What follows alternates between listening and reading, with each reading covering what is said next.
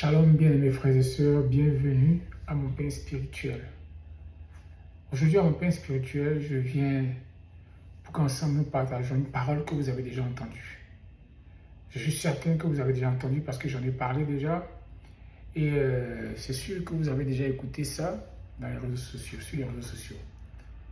Bien-aimés, il n'y a pas meilleur moment que maintenant pour donner sa vie au Seigneur. Contrairement à ce que plusieurs croient, donner sa vie à Jésus, ce n'est pas un moyen de prévenir des problèmes. Ce n'est pas un moyen d'éviter d'avoir des situations compliquées, d'avoir de la souffrance ou avoir des difficultés dans la vie. Ce n'est pas donner sa vie à Jésus, ce n'est pas pour devenir riche, ce n'est pas pour se marier, ce n'est pas pour avoir des enfants. Je me rappelle, quelqu'un disait une fois, mais celui-là, il dit, il a accepté Jésus, il aime Jésus, il est chrétien, et puis c'est lui qui a toujours des problèmes. Bien-aimé, même dans la Bible, les gens avaient des problèmes. La preuve dans Actes des Apôtres, on disait que pour éviter qu'il y ait des indigents, qu'il y ait des nécessiteux, ceux qui en avaient vendaient et partageaient leurs revenus avec les pauvres.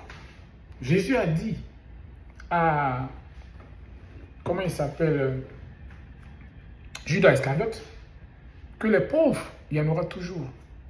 Oui, il y en aura toujours les pauvres. Pour vous dire que, déjà même avec Jésus, aux côtés de Jésus, il y avait des pauvres. Aux côtés de Jésus, il y avait des malades qu'il guérissait. La belle-mère de Pierre était malade, a été malade, que Jésus a guéri.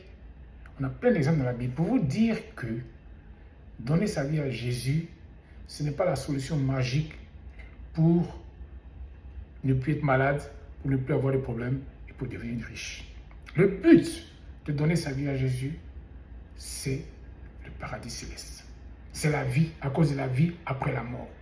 Parce qu'après la mort, il y a la vie bien-aimée. Que tu crois ou pas, c'est parce qu'il va changer la donne. Ce n'est pas parce que tu ne crois pas à cela que ça veut dire que ça n'existe pas. La vie après la mort existe bel et bien. Alors quand on meurt, où est-ce qu'on va? Ou alors où iras-tu quand tu mourras? Parce que la mort, c'est un chemin inévitable. La Bible dit que la mort, c'est le rendez-vous des vivants. Pour dire que si tu vis, tu vas mourir un jour. Nous allons tous partir. Mais le problème, c'est que nous ne savons pas quand. Nous ne savons pas quand.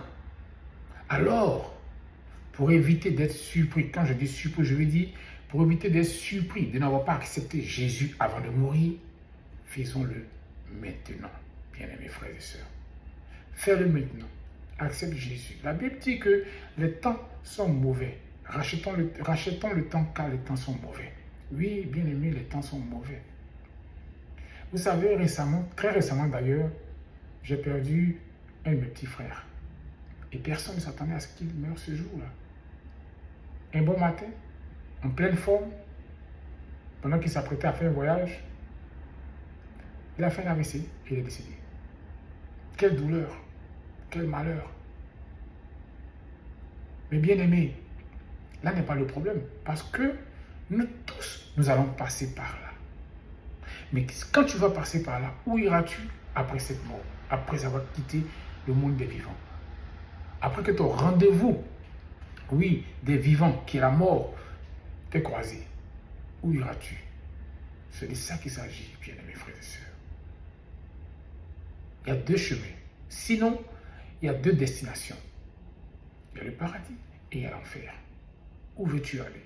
Bien aimé, je te suggère, je te conseille, je te propose d'aller au paradis. Et pour cela, accepte Jésus. Car il est le chemin, il est la vérité et la vie. C'est lui, le seul chemin par lequel on accède au paradis. C'est pour cela que je te recommande de l'accepter. Et accepter Jésus, ce n'est pas compliqué, bien aimé. Ce n'est pas du tout compliqué. Je l'ai dit plus d'une fois, je le redis encore. C'est simplement accepter de faire de lui ton sauveur, ton Seigneur. De faire de lui le maître de ta vie. De t'abandonner entre ses mains et de le laisser te conduire. Et cela se fait par une décision. Par une décision.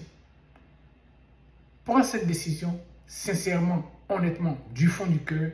Et crois-moi, tu verras ce changement dans ta vie. Car le Seigneur a dit qu'il ne rejette point ceux qui l'appellent, c'est ceux qui le cherchent. Si tu le cherches, il se laissera trouver par toi. Alors bien-aimés, pendant que nous y sommes, pendant que nous avons encore la vie, pendant que l'heure du rendez-vous des vivants n'a pas encore sonné pour nous, donne ta vie à Jésus. Accepte-le. Et tu verras le changement dans ta vie. Tu verras que ta vie ne sera plus la même. Bien-aimé, merci d'avoir écouté ces petites capsules. J'espère que tu as pris note et que tu as pris la décision de suivre Jésus dorénavant. Que Dieu te bénisse. Merci d'avoir suivi mon Père spirituel d'aujourd'hui. Rendez-vous à tantôt. Que le Seigneur te garde.